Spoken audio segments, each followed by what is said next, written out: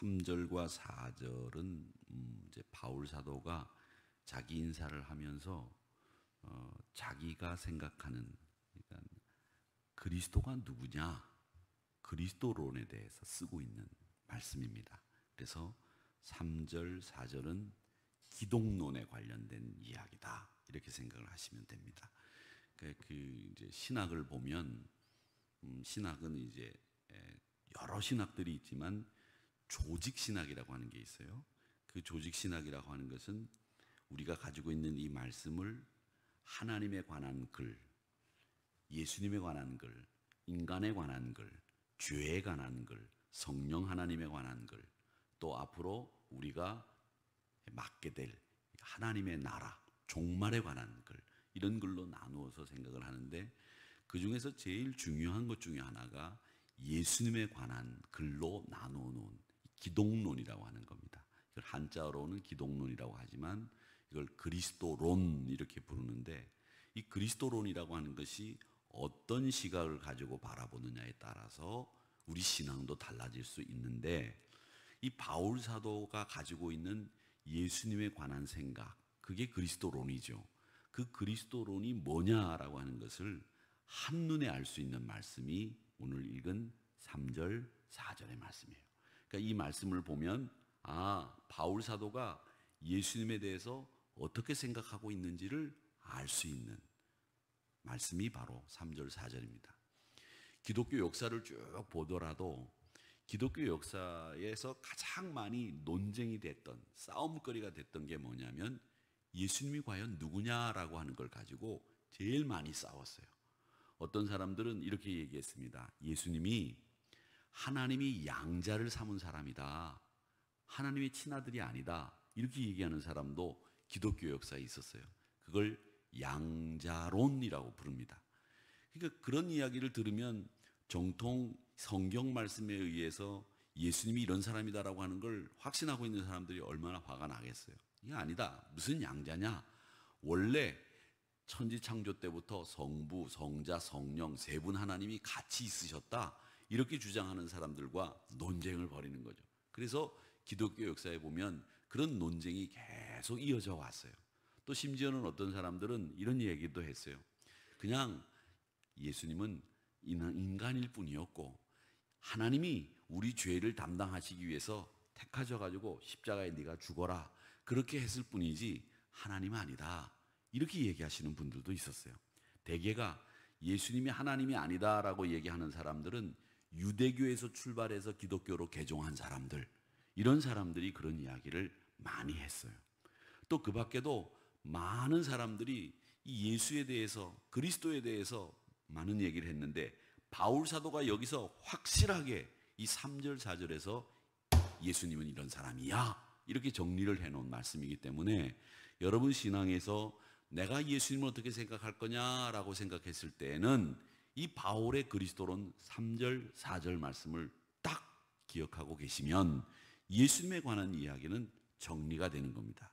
자, 오늘 이 말씀을 보면 바울은 먼저 예수님을 어떻게 정리를 하고 있느냐면, 하나는 육적인 그리스도로 정리를 하고요, 또 하나는 영적인 예수님으로 정리를 하는 겁니다. 그러니까 우리가 예수님을 생각할 때 예수님을, 십자가에 매달리신 예수님을 생각하죠. 우리 죄를 위해서 십자가 지신 예수님, 그분이 누구냐, 육적으로는 어떤 분이냐라고 하는 것, 영적으로는 어떤 분이냐라고 하는 것을 알면 그 예수님을 생각하면 우리 안에 은혜가 되고, 그 예수님만 생각하면 사랑의 예수님이 감사하고 고맙고 이렇게 되는 건데, 오늘 말씀에 보면 이 예수 그리스도가 완전한 하나님이시지만 세상에 오셔서 몸을 가진 완전한 사람으로 오신 분이다 라고 하는 것을 이야기합니다. 그러니까 여러분, 이 예수님에 관해서 얘기할 때 제일 먼저 이야기해야 될 것은 뭐냐, 완전한 하나님, 완전한 사람, 이걸 여러분 절대 잊어서는 안 됩니다. 여기서 이건 양보해야 될 문제가 아니에요. 다른 건 다 양보해도 뭐 교리적으로는 양보해야 될 문제가 아닌데, 우리가 꼭 지켜야 될 예수님에 관한 생각, 완전한 하나님, 완전한 사람, 이게 그리스도에 관해서 우리가 가져야 되는 가장 건전한 우리의 교리, 그거다라고 하는 것을 아셔야 됩니다. 빌립보서 2장 6절 7절의 말씀에 보면 뭐라고 그랬냐면 그는 근본 하나님의 본체시나 이렇게 얘기했어요. 그는 근본이 하나님의 본체시나 하나님과 동등됨을 취할 것으로 여기지 아니하시고 오히려 자기를 비워 종의 형체를 가지고 사람들과 같이 되셨다 이렇게 말씀을 합니다.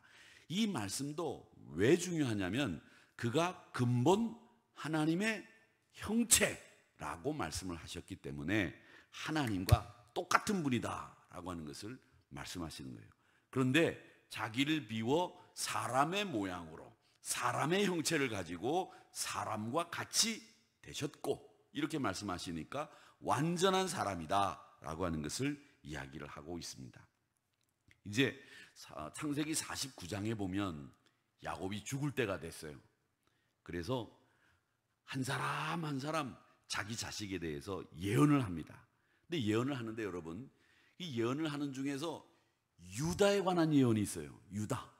이 유다는 몇 번째 아들이라고 제가 지난 주일날 말씀드렸죠. 이스라엘의 네 번째 아들입니다. 네 번째 아들. 근데 이 네 번째 아들인데 유다라는 이름의 뜻이 뭐라고요? 여호와를 찬양하리로다. 이런 뜻을 가지고 있다고 말씀을 드렸습니다. 생각 안 나시죠? 안 나시면 안 나시는 대로, 나시면 나시는 대로. 들으면 생각나죠? 그러면 생각나는 거예요. 할렐루야.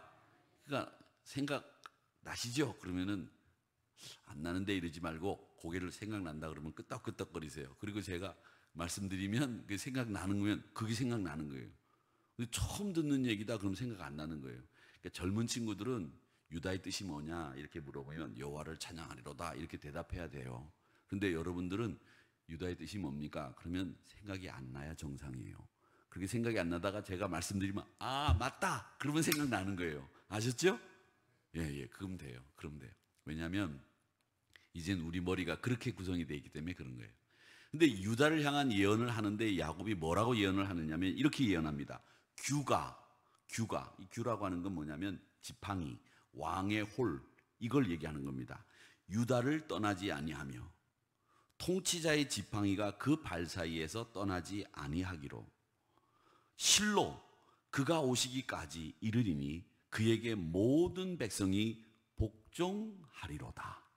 이게 야곱이 유다를 향해서 한 예언이에요. 근데 이 유다의 자손이 누구라고요? 예수님이에요. 유다의 혈통을 통해서 예수님이 이 땅에 오셨단 말이죠.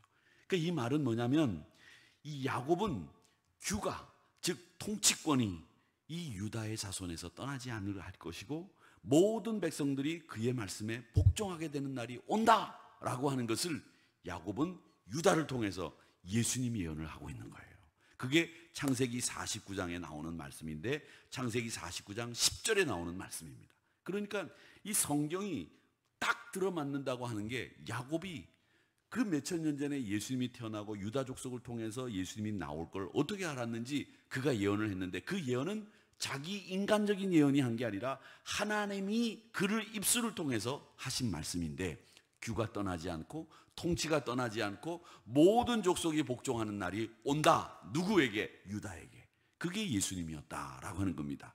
그래서 성경학자들은 창세기 49장 10절의 말씀이 예수님이 이 땅에 태어나시게 될 것을 야곱의 입을 통해서 예언하신 말씀이다. 이렇게 이야기를 합니다. 그러니까 오늘 여기서 육신으로는 다윗의 혈통에서 나셨다는 말은 뭐냐 하면 이런 뜻이에요. 로마 교인들에게 편지를 쓰면서 육신으로는 다윗의 혈통에서 나셨고 라고 하는 이 말씀은 뭐냐면 여러분 예수님이 유대교와 상관없는 것으로 태어나신 것이 아니라 유대교 전통 속에서 이스라엘 민족 가운데 유다 족속으로 하나님이 예언하신 대로 이 땅에 오신 겁니다 라고 하는 뜻입니다.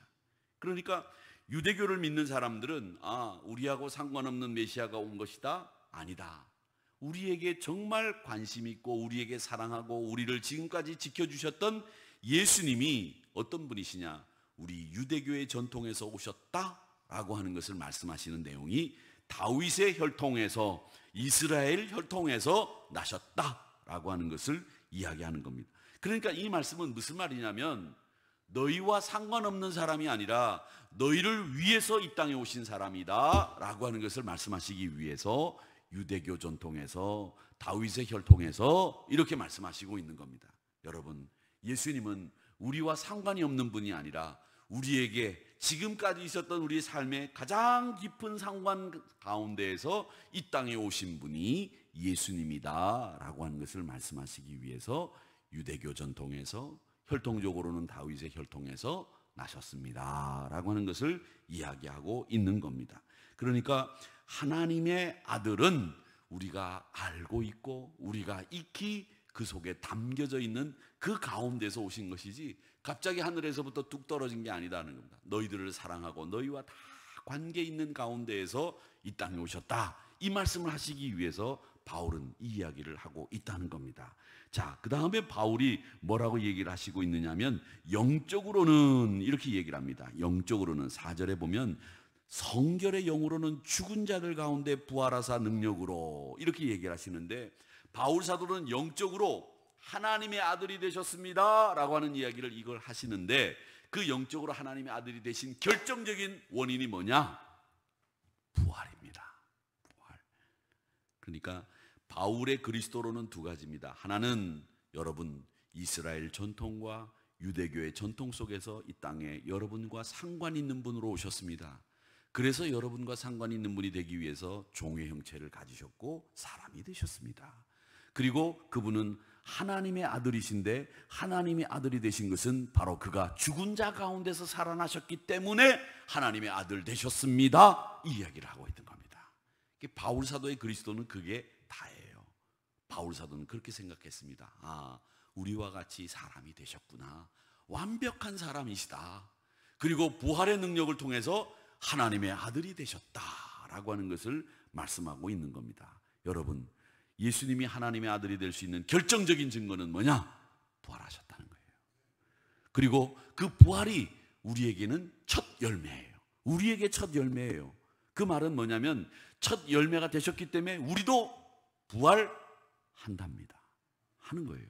여러분, 부활하신다는 걸 믿으십니까? 여러분, 부활하십니다. 여러분, 부활하신다고 하는 약속 속에 참여된 사람들이에요. 그러니까 우리가 이 땅의 지상생활에서 이 신앙생활을 하면서 부활의 확신을 하지 않으면 안 되는 거예요.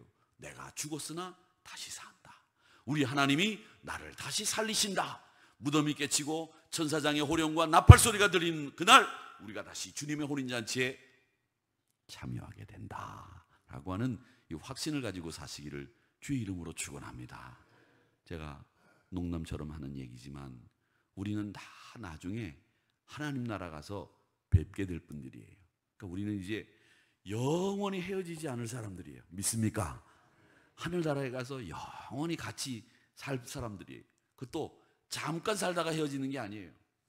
영원히 같이 살 사람들이란 말이죠. 그러니까 좋아요, 나빠요? 좋아요. 그런데 어떤 권사님이 그러셨다죠. 아이고, 우리 남편 아무개 집사 저 사람 천국 가면, 아니면 우리 부인 아무개 권사 저 사람 천국 가면 전 안 갈래요, 그렇게 얘기하셨다는 우스갯소리도 있지만, 그게 뭘 얘기하느냐면 하나님 나라가 그만큼 우리와 함께 영원히 가는 곳이다라는 거예요. 여러분, 부활의 약속에 동참한 사람들, 그게 무엇으로? 예수님을 통해서 우리에게 주어진 하나님의 약속이라고 하는 것을 우리 바울은 말씀을 하시고 있다는 겁니다. 그래서 육적으로 영적으로 그리스도를 이렇게 두 가지로 보면서, 육적으로는 우리와 상관이 있는 분으로 오셨습니다. 영적으로는 부활의 능력을 통해서 하나님의 아들 되신 분이 우리가 믿는 예수님이십니다. 우리도 부활합니다. 그게 바울의 그리스도론 답니다. 뭐 복잡하게 생각할 거 없어요. 그게 바울이 생각하는 예수님의 생각이셨어요.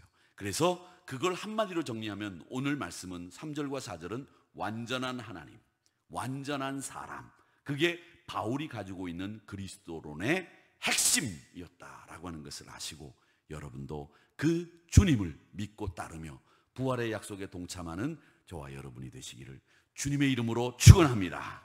아버지